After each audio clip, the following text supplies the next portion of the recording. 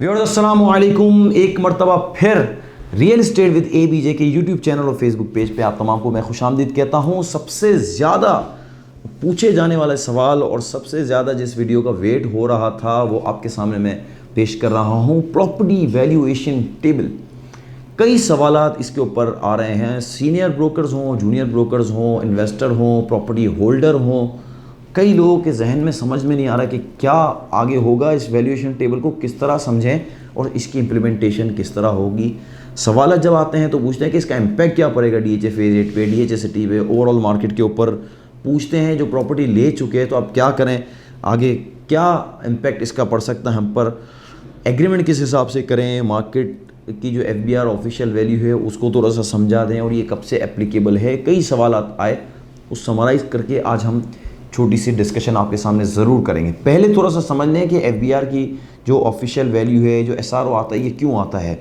FBR की official value इसलिए रखी गई है कि यहाँ पर पूरे शहर में या पूरे पाकिस्तान में जो मार्केट की वैल्यू है वो बहुत ज़्यादा हाई है। अगर उस हाई वैल्यू पे FBR अगर टैक्स की कलेक्शन करेगा तो नए इन्वेस्टर या प्रॉपर्टी लेने वाले के ऊपर काफ़ी प्रेशर पड़ सकता है। FBR ने हर एरिया के मार्केट की रेट को टच किया, उसके अकॉर्डिंगली परसेंटेज को सेट करते हुए वैल्यूएशन टेबल को अनाउंस किया और उस वैल्यूएशन टेबल पर आपको पाबंद किया कि उसी के ऊपर आप ऑफिशियल वैल्यू जो वेल्थ में आपका अमाउंट शो हुआ है उसी के ऊपर बाइंग सेलिंग करेंगे, कंपलसरी है, और उसी के ऊपर आप टैक्स को पे करेंगे। अगर ज़्यादा आप करते हैं तो भी कर सकते हैं जिसके पास ऑफिशियल वैल्यू डिक्लेयर है, लेकिन यहाँ पर ऑफिशियल वैल्यू कम होने की वजह से FBR ने ये एक स्टेप उठाया है। जुलाई 2019 में FBR का ऑफिशियल वैल्यू आया, उसके बाद उसी की इम्प्लीमेंटेशन कंटिन्यू चलती गई। 1 दिसंबर 2021 में एक नया SRO जारी हुआ, लेकिन उसके ऊपर कुछ इम्प्लीमेंटेशन रोक दी गई क्योंकि उसको वापस रिव्यू करना था। 2 मार्च 2022 को नया वैल्यूएशन टेबल अनाउंस कर दिया गया और नई वैल्यू के हिसाब से अब कहा कि इसी के ऊपर इम्प्लीमेंटेशन होगी। इससे पहले, इस अनाउंसमेंट से पहले, डिफेंस क्लिफ्टन की रियल एस्टेट एसोसिएशन डेफलेरिया ने अपने कुछ प्रपोजल दिए थे, कुछ नुकात आगे पेश किए थे जिसको FBR ने रख लिया था अपने पास। और उसके बाद अब जब SRO आया है तो उन्हीं की तजावीज़ के मुताबिक ये SRO सामने पेश किया गया, जो कि बड़ा ही खैर मकदम है। कराची की सबसे बड़ी, बल्कि पाकिस्तान की सबसे बड़ी रियल एस्टेट एसोसिएशन है और वही उसी की तजावीज़ के ऊपर ये काम आगे बढ़ा। थोड़ा सा वैल्यूएशन टेबल आपको समझा देता हूँ ताकि आपकी समझ में आ जाए, कई लोगों को इसका पता नहीं है।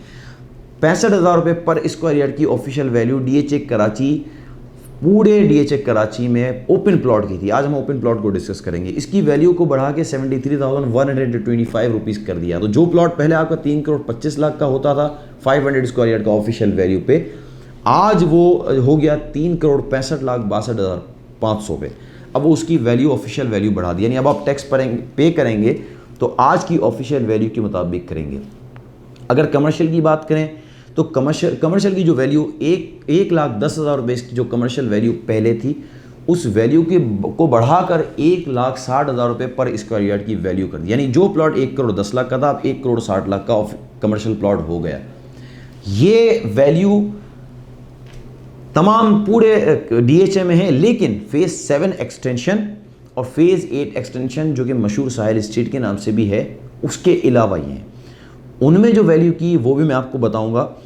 उसमें जो वैल्यू कर दी है वो रेजिडेंशियल प्लॉट की, तो जो वैल्यू है जैसे 65,000 रुपीज़ पर स्क्वायर यार्ड की वैल्यू पहले थी, अब 73,125 की वैल्यू, वो तो सेम है। लेकिन कमर्शियल में इन्होंने चेंजिंग कर दी। 1,10,000 रुपये की जो पर स्क्वायर यार्ड की वैल्यू थी वो 1,23,750 पर स्क्वायर यार्ड की वैल्यू कर दी। तो जो डिफरेंस देखें तो उसकी वैल्यू भी बढ़ी, लेकिन कंपैरेटिवली दूसरे एरियाज़ के कम बढ़ी क्योंकि उसकी मार्केट वैल्यू भी कम है।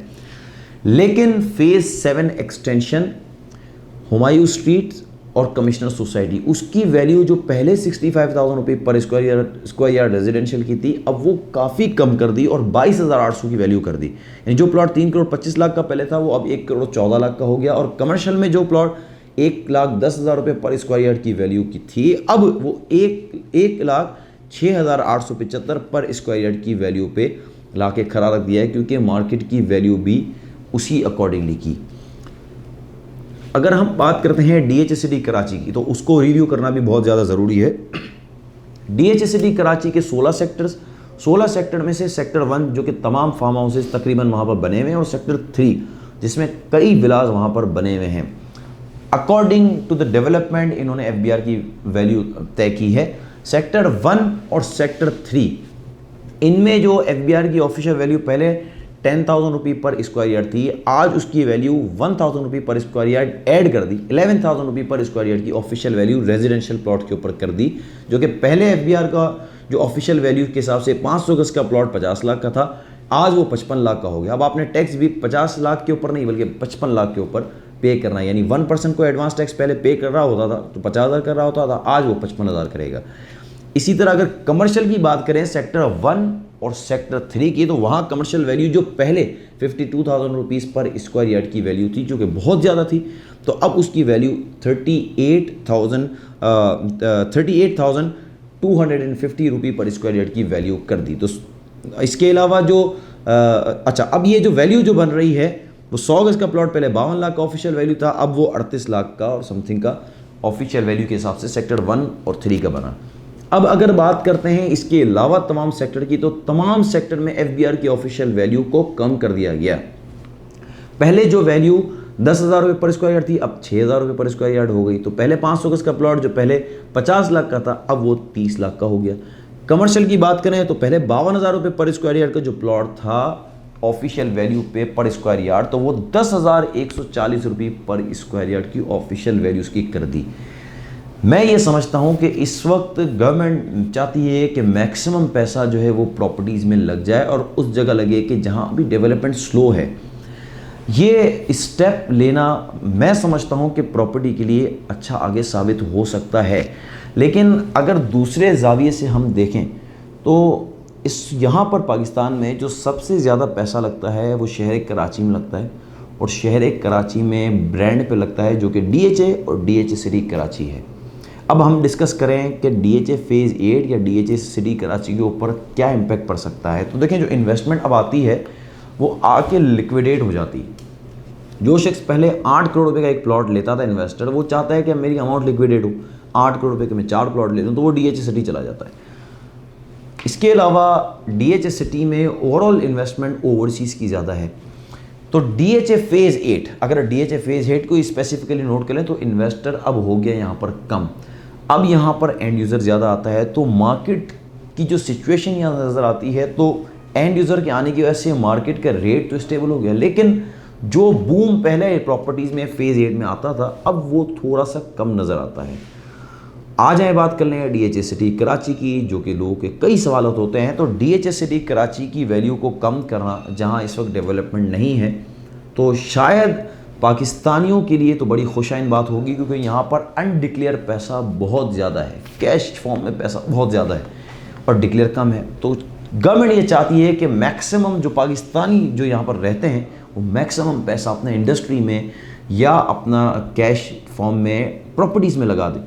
तो जो पहले 50 लाख का प्लॉट ले रहे थे 30 लाख का ले रहे हैं, और अगर उसकी मार्केट वैल्यू 1.5 करोड़ रुपए की है तो 1 करोड़ 20 लाख रुपए आपका कैश लग जाता है, जो प्रॉपर्टी में लग जाता है। होपफुली आगे जाके गवर्नमेंट एमनेस्टी अनाउंस करेगी, जिस तरह अभी इंडस्ट्री के लिए एमनेस्टी अनाउंस कर रहे हैं, तो अगर प्रॉपर्टी के लिए एमनेस्टी अनाउंस कर दी तो मार्केट बहुत ज़्यादा बेहतर हो जाएगी।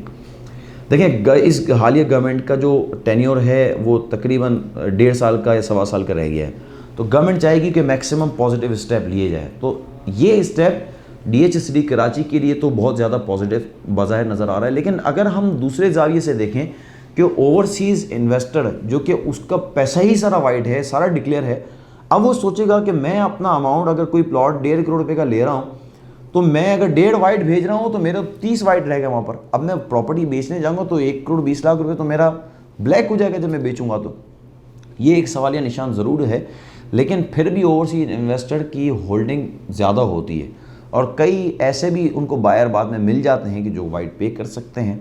तो बज़ाहिर अगर देखें तो मुझे DHA सिटी कराची की मार्केट बेहतर लगती है, और जो ये स्टेप इन्होंने लिए हैं ये स्टेप भी वैसे तो पॉजिटिव लगते हैं, लेकिन ओवरसीज़ की सोच में और ओवरसीज़ के लिए इतना पॉजिटिव ये स्टेप समझ में नहीं आते। DH सिटी कराची में जो एग्रीमेंट आपने कर लिया उसका क्या करें? तो जो एग्रीमेंट कर लिया, जो डील आपकी पहले हो गई वो उसी हिसाब से होगी। जो आ रही है डील या आपकी डील अभी इस वक्त रुकी हुई है, तो जिस रेट में आपका ट्रांसफ़र होगा, जिस डेट में आपका ट्रांसफ़र होगा, उसी पर एग्रीमेंट आपका बनेगा। कब से एप्लीकेबल है? तो जब से ये नोटिस, जब से SRO अनाउंस हुआ उसी वक्त से एप्लीकेबल है। जिस दिन अनाउंस हुआ उस दिन DH में जाके पूछा था, तो DH ने कहा अब तक हमारे पास नोटिस नहीं आया, जैसा ही नोटिस आएगा वो एप्लीकेबल हो जाएगा। होपफुली ये वीडियो आपके लिए बहुत ज़्यादा फ़ायदेमंद हो और बहुत ज़्यादा आपको इससे इन्फॉर्मेशन मिली हो। अगर आप चाहते हो कि इन्फॉर्मेशन दूसरे तक भी पहुँचे तो ज़रूर उन तक ये वीडियो ज़रूर शेयर कीजिएगा। होपफुली ये इन्फॉर्मेशन आपको समझ में आ गई हो। इंशाल्लाह नेक्स्ट वीडियो में कुछ नई इन्फॉर्मेशन के साथ आपके सामने ज़रूर हाजिर होंगे। अपना बहुत ख्याल रखिएगा। अल्लाह।